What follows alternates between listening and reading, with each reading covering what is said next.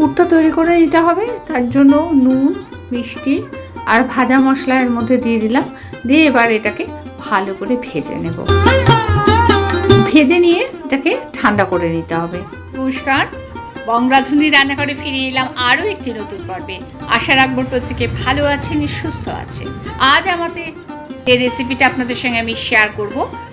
চলুন দেখে নিই কীভাবে করছি, কী কী লাগছে। প্রচুর শেয়ার করে লাইক করে দেবেন বন্ধুরা। আর যারা নতুন বন্ধু তাদের বলবো সাবস্ক্রাইব করে পাশে থাকা বেল আইকনটি অল ক্লিক করে দেবেন। অফ সিজনে কড়াইশুঁটির কচুরি করতে হলে প্রথমে একটা মশলা তৈরি করে নিতে হবে। এখনও কড়াইশুঁটি সেভাবে বাজারে পাওয়া যাচ্ছে না, আর যদিও বা পাওয়া যায় প্রচুর দাম। তাই এইভাবে যদি বাড়িতে তৈরি করে নেন ভীষণই ভালো হয়, বুঝতেই পারবেন না এটা কড়াইশুঁটি কি অন্য কিছু।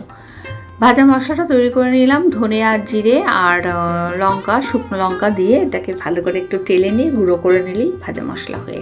বরবটিটা পরিমাণে নুন দিয়ে সেদ্ধ করে নেব। সেদ্ধ হয়ে গেছে, এটাকে ঠান্ডা করে এটাকেও পেস্ট করে নেব। এইবার পাত্রে একটু সামান্য তেল দিয়েছি, দিয়ে বরবটির পেস্টটা এইভাবে দিয়ে দিলাম ভাজার জন্য। আর তার সাথে সামান্য নুন দেবো, যেহেতু নুন দিয়ে সেদ্ধ করেছি। দিলাম চিনি আর দিচ্ছি ভাজা মশলা। দিয়ে পুরটা তৈরি করে নেব। আর পুরটা যখন তৈরি হয়ে যাবে পুরটা তৈরি করে ঠান্ডা করতে দেব। এদিকে লো ফ্লেমে তেলটা গরম করতে দিয়েছি। সেই সময় তেল গরম হতে হতে আটা বা ময়দা আপনার যেটা ইচ্ছা ব্যবহার করতে পারেন।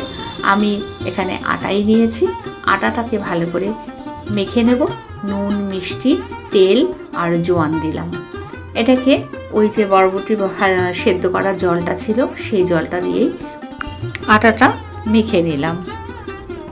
এইবার ছোট ছোট করে লেচি করে নিয়েছি। আর এই লেচিটা মধ্যে এরকম করে ডো বানিয়ে নিলাম। নিয়ে তার মাঝখানে 1 চামচ করে এই পুরটা যে তৈরি করে রেখেছিলাম সেটা দিয়ে দিলাম। এইভাবে প্রত্যেকটা রেডি করে নেব। বন্ধুরা, আপনাদের যদি ভালো লাগে বাড়িতে অবশ্যই একবার ট্রাই করে দেখবেন, ভীষণই সুস্বাদু হয়। আর খেয়ে তো বুঝতেই পারবেন না এটা বরবটি দিয়ে যে বানানো হয়েছে। প্রচুর শেয়ার করে লাইক করে দেবেন বন্ধুরা। আমি দুরকমভাবে বেলে দেখাচ্ছি। এক তো প্রথমে তেল দিয়ে বেলে দিলাম, দেখাচ্ছি আপনাদের। এরপরে আমি বেলে দেখাবো আটা দিয়ে। আটা দিয়েও বেললেও এটা কিন্তু খুব সুন্দর হয়, একটুও পুর বেরোবে না আর খুব ভালো ফুলে উঠবে। দেখুন, দুটো আমি তেল দিয়ে বেললাম, তারপরে এবার আটা দিয়ে বেলছি। এটা খুব সুন্দর করে বেলা হয়ে গেছে। সবগুলো একবারে বেলে নিচ্ছি। তেলটা আগের থেকে গরম করতে দিয়েছিলাম, তেল খুব ভালো গরম হয়ে গেছে। এরপর একটা একটা করে পুরিগুলো ভেজে নেব। বন্ধুরা, বাড়িতে অবশ্যই একবার ট্রাই করবেন। না বললে কেউ বিশ্বাসই করতে পারবে না যেটা কড়াইশুঁটি দিয়ে হয়নি তৈরি।